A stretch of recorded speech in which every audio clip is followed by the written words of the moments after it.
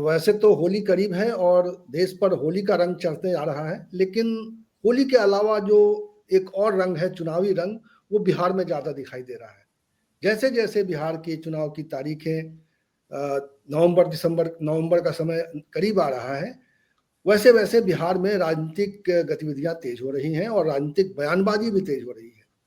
तो आज हम इस कार्यक्रम में चर्चा करेंगे बिहार का राजनीतिक मिजाज क्या है, बिहार की चुनावी तस्वीर क्या है। और इन सब पर चर्चा करने के लिए हमारे साथ मौजूद है बिहार के जाने माने पत्रकार दीपक कुचगवे जी। और दीपक कुचगवे जी से हम समझेंगे कि बिहार अभी जो चुनावों में जा रहा है, अक्टूबर नवंबर में चुनाव होंगे, अभी तो तारीख भी तय नहीं हुई है, लेकिन किस तरह के मुद्दे इस वक्त बिहार में हवा में तैर रहे हैं और राजनीतिक दल किस तरह के पासे फेंक रहे हैं। मैं दीपक जी आपसे कुछ सवाल करूं उससे पहले मैं एक जरा बयान दिखा देना चाहता हूं अमित शाह का, क्योंकि अमित शाह ने एक बयान दिया है कल, और वो अहमदाबाद में एक कार्यक्रम था, बिहार के मैथिल समाज का एक कार्यक्रम था, और मैथिल समाज के कार्यक्रम में उन्होंने एक बड़ा बयान दिया है। वो बयान क्या है जरा हम सुन लेते हैं, तो मुझे लगता है कि इस चर्चा की जो है एक स्थिति स्पष्ट हो जाएगी।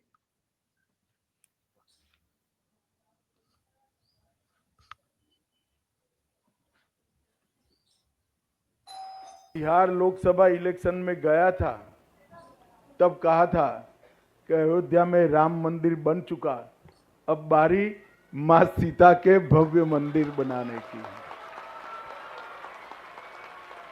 और आज मैं मिथिलांचल वासियों के कार्यक्रम में कहकर जाता हूं कि आने वाले समय में एक भव्य मंदिर जो दुनिया भर की मातृशक्ति को संदेश देगा कि जीवन कैसा होना चाहिए, जीवन हर तरीके से आदर्श होना चाहिए, इसका संदेश देने का काम मां जानकी का ये मंदिर करेगा।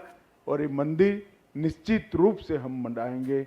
मैं लंबा समय बैठकर आपसे बातचीत भी करना चाहता था, मगर मुझे कोई अनिवार्य कारणों से जल्दी दिल्ली वापस जाना पड़ रहा है।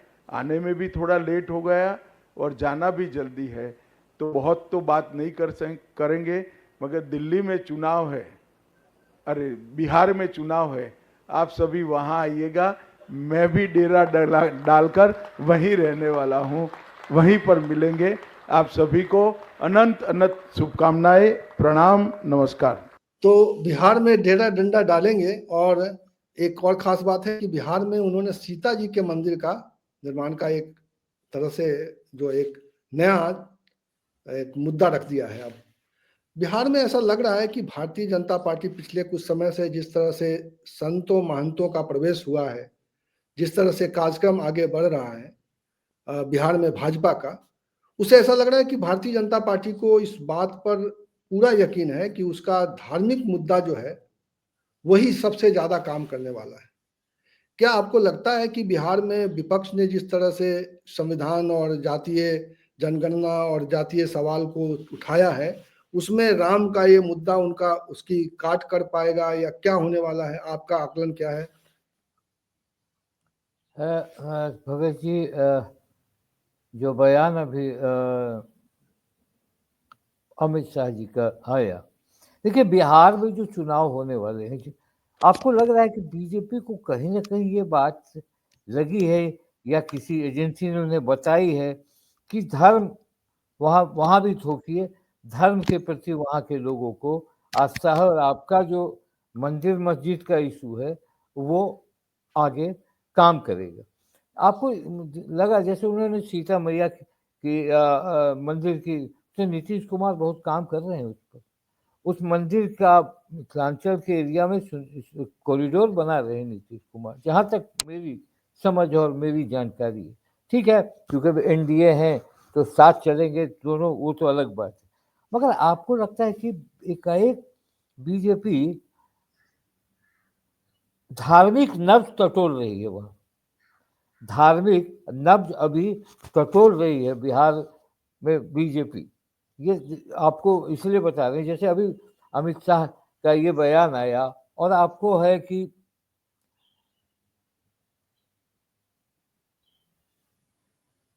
2015 में जो रणनीति उन्होंने अपनाई थी, यही मुद्दा था उनका 2015 में, जब नीतीश कुमार उनके साथ नहीं थे।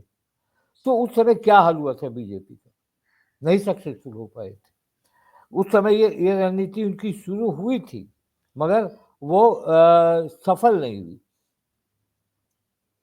अब इस चुनाव में जेडीयू और बीजेपी साथ है।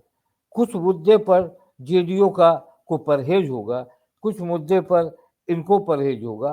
तो ये मामला देखने लायक होगा कि एकाएक बिहार में आरएसएस प्रमुख आ गए, दीवान 6 दिन की उनकी, बागेश्वर बाबा आ गए, श्री श्री रविशंकर आ गए जी। और सबसे मजेदार बात है कि बांका में द्वारिका पीठाधीन जगत गुरु शंकराचार्य स्वामी सदानंद सरस्वती ने एक विवादास्पद बयान भी दिया वहां। और बाबा बागेश्वर बिहार में लगातार कीर्तन सत्संग करने लग गए। एकाएक ये माहौल क्यों बना और एकाएक माँ सीता मंदिर का मामला आया? तो देखिए, ये धर्म का जो मामला है, मैं जहाँ तक मेरी समझ है, जहाँ तक मेरा अनुभव है, मैंने भी बहुत चुनाव देखे हैं, बहुत लंबे समय तक देखा हूँ। बिहार में धर्म का मामला 2015 में फ्लॉप कर गया था बीजेपी का, और धर्म का मामला 2015 में भी चला था। अब जिस तरह से उनके साथ सारे लोग आ रहे हैं, तो आपको नहीं लगता है कि एकाएक बिहार में बाढ़ सी क्यों आ गई? और बिहार सबसे अच्छा लेकिन ऐसा हो सकता है ना कि भाजपा का ये आकलन हो कि उसको ये मुद्दा बिहार में अच्छी ताकत दे सकता है।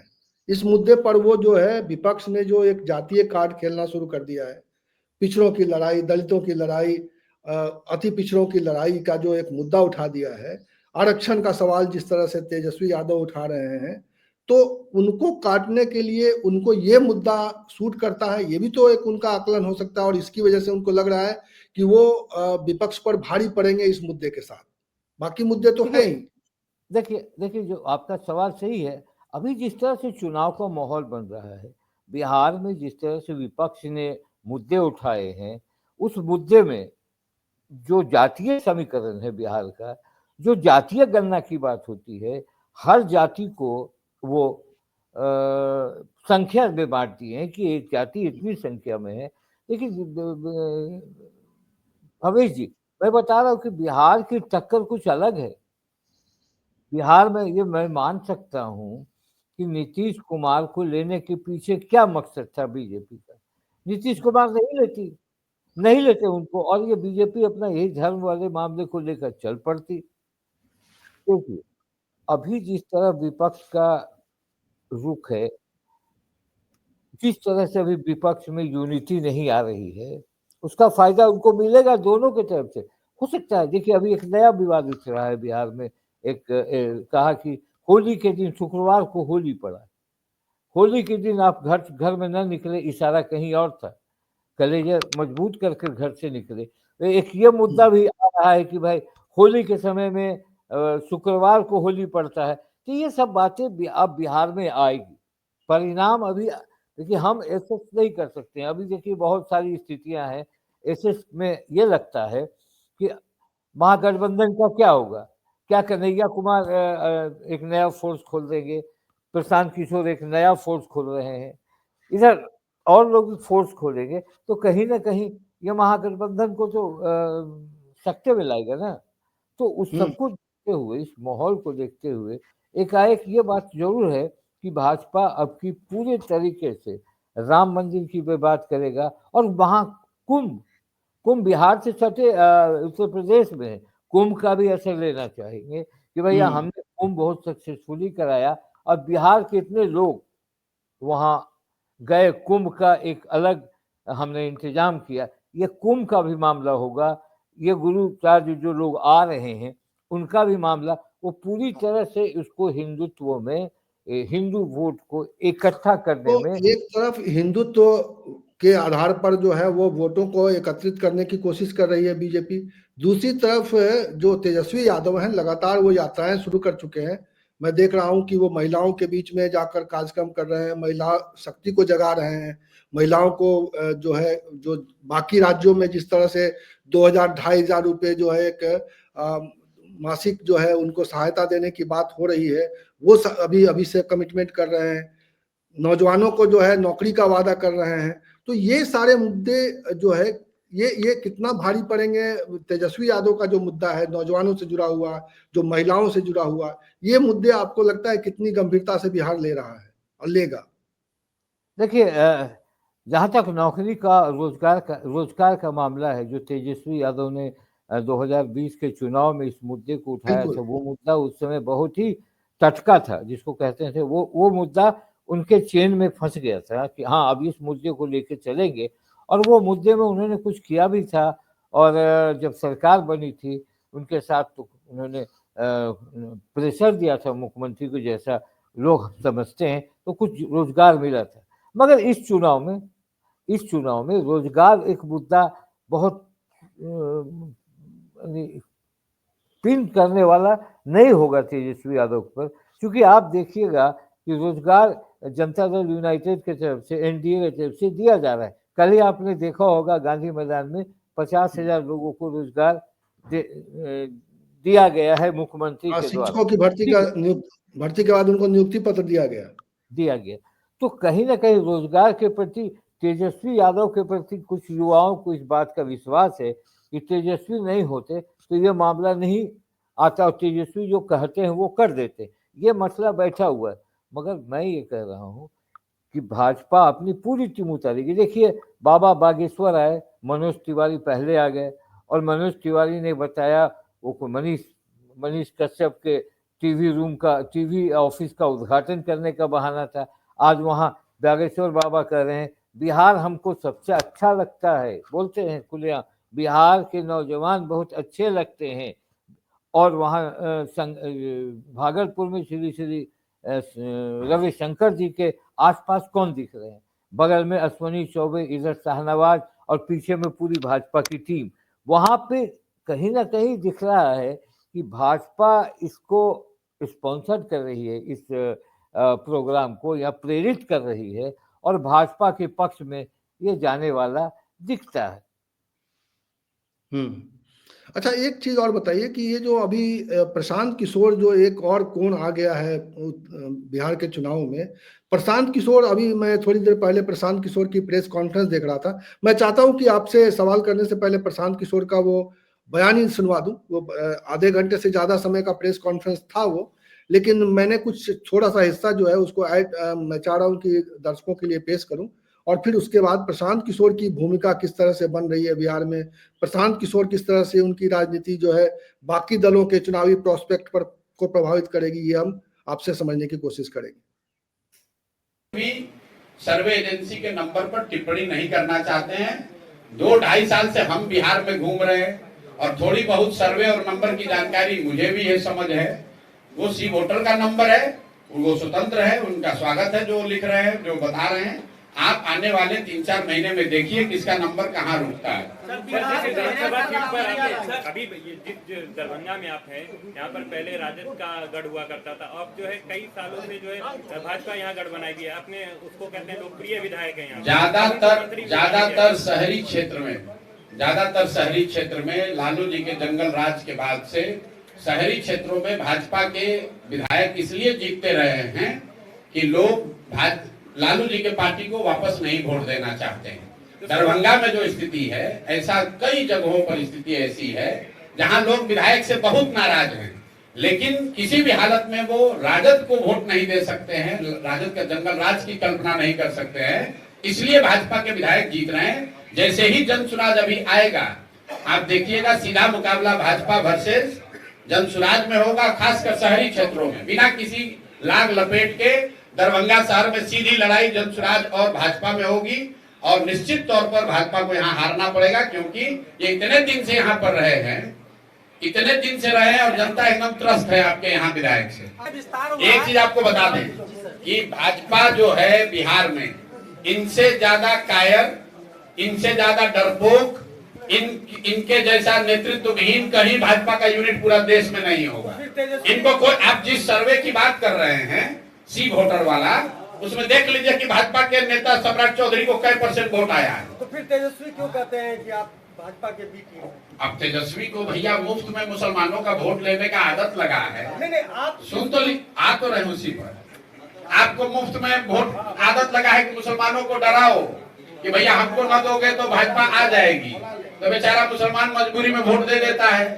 अब उनको दिख रहा है कि जितना सब राजनीतिक बंधुआ मजदूर था, जो हमारे लालटेन में किरासन तेल बन के जल रहा था, उसको एक दूसरा रास्ता दिख गया जो इससे बेहतर रास्ता है, जिसका नाम है जन सुराज।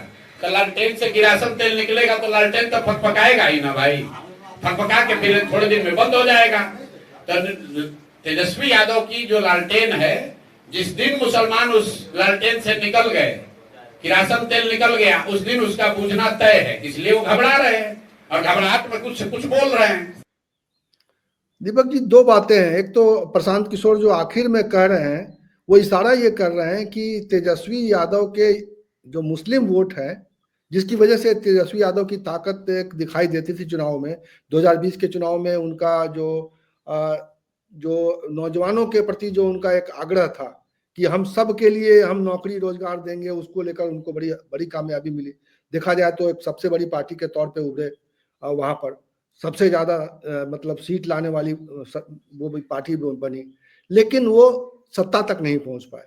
दूसरी तरफ अब प्रशांत किशोर ये एक इशारा कर रहे हैं कि मुस्लिम वोट उनसे खिसक सकता है। क्या आपको लगता है कि प्रशांत किशोर आरजेडी के मुस्लिम वोट में बड़ी सेंध लगाने जा रहे हैं? और ऐसा सवाल इसलिए भी बार बार पूछा जा रहा है बिहार में क्योंकि 40% सीटों, ऐसा 40% सीटों पर वो मुस्लिम कैंडिडेट खड़ा करने की बात कर रहे हैं। और वो तो ये भी चैलेंज कर रहे हैं कि अगर इतनी सीटें आरजेडी अपने मुस्लिम कैंडिडेट उतारती है तो वो उसके खिलाफ में कोई कैंडिडेट अपना नहीं उतारेंगे। ये भी वो अपने जो उनका सम्मेलन हुआ था उसमें ये बात कह चुके थे। तो क्या आपको लग रहा है कि ये जो मुस्लिम वोटरों वाला जो है फैक्टर है, बिहार में इस बार कुछ बदलाव है? देखिए भवेश जी, दो चीज हमने सुना। एक तो उन्होंने कहा कि शहरी क्षेत्र में आरजेडी नहीं आएगी, हमारा और बीजेपी के बीच टक्कर होगा। देखिए, शहरी क्षेत्र तो बीजेपी का है और शुरू से आरजेडी शहरी क्षेत्रों में कमजोर पड़ती दिखी है।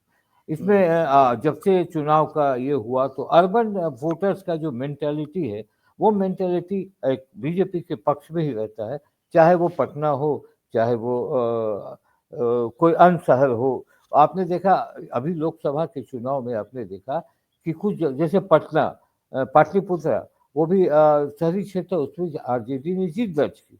मगर मोस्टली आप देखेंगे कि शहरी क्षेत्रों में बीजेपी का कैडर बड़ा मजबूत होता है। तो अगर ये लड़ते हैं शहरी क्षेत्र में, और ये किसका वोट काटेंगे? ये वोट काटेंगे मैक्सिमम कहते हैं कि हम इंटेलेक्चुअल हैं, हमारे अपर कास्ट के लोग हैं, हमारे मुस्लिम है। आप ये देखिएगा कि किसका वोट काटेंगे, तो बीजेपी का वोट काटेंगे ना। आरजेडी को तो शहर में बहुत ऑप्टिमिस्टिक नहीं रहता है आरजेडी शहर में, तो ये एक पक्ष उनका ये दिखता है। दूसरा पक्ष जो दिखता है मुस्लिम वाला, यह प्रयोग उन्होंने उपचुनाव में किया था और उपचुनाव में इनको सफलता नहीं मिली, मगर एक तगमा लग गया कि इनकी वजह से एनडीए ने 3 सीट जीत लिया। जहानाबाद में जिस तरह से उन्होंने मुस्लिम कैंडिडेट को खड़ा किया और मुस्लिम कैंडिडेट को वोट मिला, वो वोट काट लिया बीजेपी का। इधर मनोरमा देवी जो थी, यादव का वोट उन्होंने वो भी काटा, तो मिला जुला के जेडीयू जीत गई 35 सालों के बाद। तो ये तोहमत किसके दिमाग पर लग गया? इससे ये लग गया कि प्रशांत किशोर ने तो वोट काट लिया वाला बात आ गई इनके पीछे।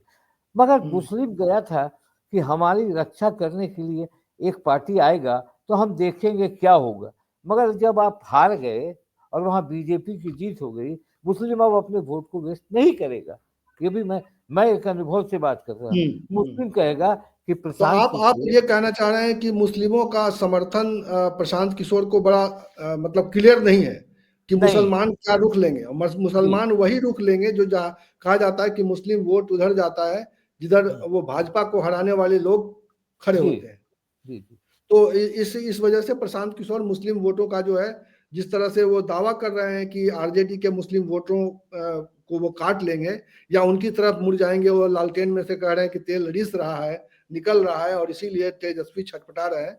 तो आपका कहना है कि वो मुस्लिम वोट जो है अभी उतना संकट में नहीं है, मतलब वो इस दुविधा में नहीं है, वो आरजेडी उसको एक मात्र सहारा दिखाई। लेकिन एक बात और है कि अगर नीतीश की ताकत बनी रहती है, नीतीश का चेहरा जिस तरह से जेडीयू में अभी तक ऐसा लग रहा था कि नीतीश को पीछे कर दिया जाएगा, लेकिन बीजेपी ने भी एक तरह से नीतीश के पीछे ही खड़े होने का फैसला किया है। ऐसी परिस्थिति में अगर नीतीश सामने रहते हैं एनडीए की ओर से मजबूती से, अभी तक जो स्थिति है, अभी तक जो साफ साफ दिख रहा है कि भाजपा जो है अपनी ओर से कोई ऐसी दावेदारी पेश नहीं कर रही है, नीतीश कुमार को आगे करके चुनाव लड़ना चाहती है। ऐसी परिस्थिति में तो मुस्लिमों के सामने और दुविधा बढ़ेगी कि वो जेडीयू की ओर जाएं या आरजेडी की ओर जाए। तो मुसलमानों की दुविधा अगर बढ़ेगी तो बिहार में जो है रिजल्ट का क्या होगा, मतलब कैसे आप इसको बदलता हुआ देख पा रहे हैं?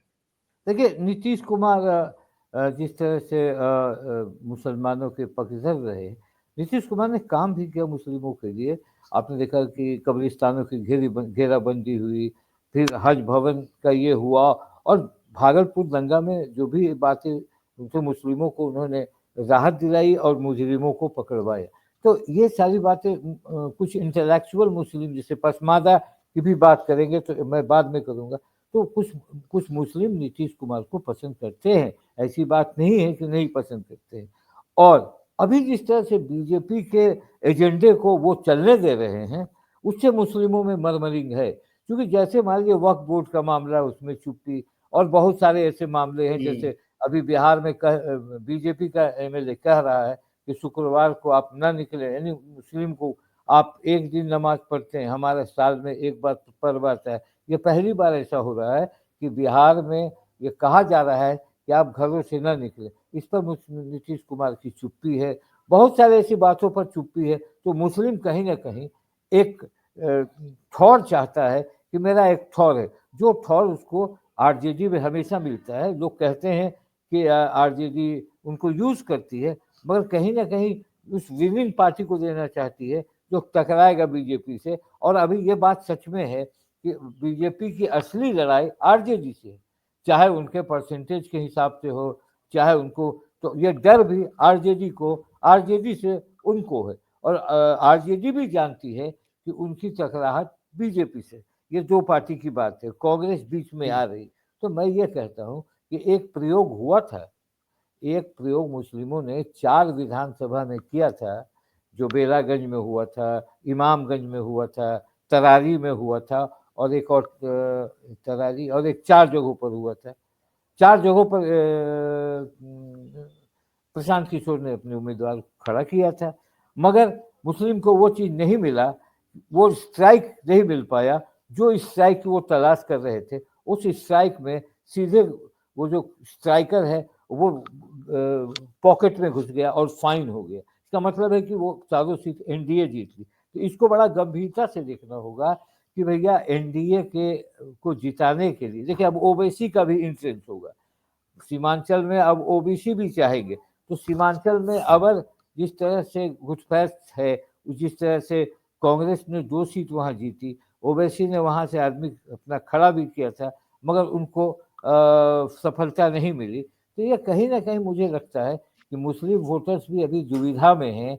और मगर उनका ये कहना है कि अगर वो जीतेंगे, हाँ, अगर वो जो जीतेगा उन्हीं के साथ जाएंगे। प्रशांत किशोर भले 40 में खड़ा कर दें, तो अगर इस बिहार के चुनाव में कुछ दूसरा चीज दिखेगा, ये मैं समझता हूँ। और नीतीश कुमार अभी भी उस फोर्स में है।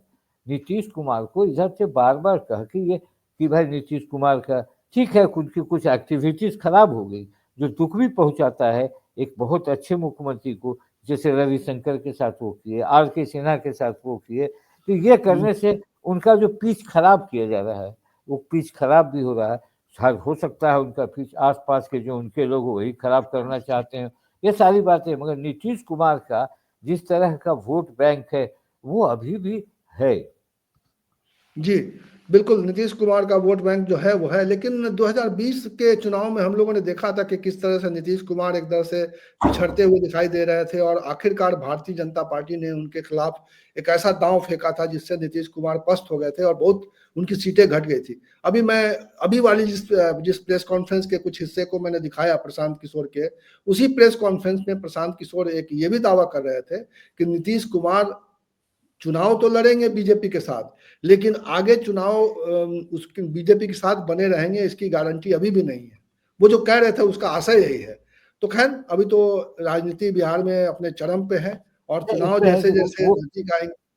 देखो प्रशांत किशोर ने कहा कि वो रहेंगे कि नहीं, उन्हें रहने देगा कि नहीं, ये सवाल है। बीजेपी उन्हें रहने देगी, ये सवाल है। रहेंगे की बात तो अलग है, और बीजेपी चाहेगी कि नीतीश कुमार को इतना ही सीट आए कि वो फिर आरजेडी की तरफ हाथ न बढ़ा दें। वो भी चाहेगी बीजेपी, अपना सीट बढ़ा के उनका सीट घटाना चाहेगी। और घटाने में लोग कहते हैं, घटाने के बारे में लोग कहते हैं कि प्रशांत किशोर भी भूमिका निभाएंगे।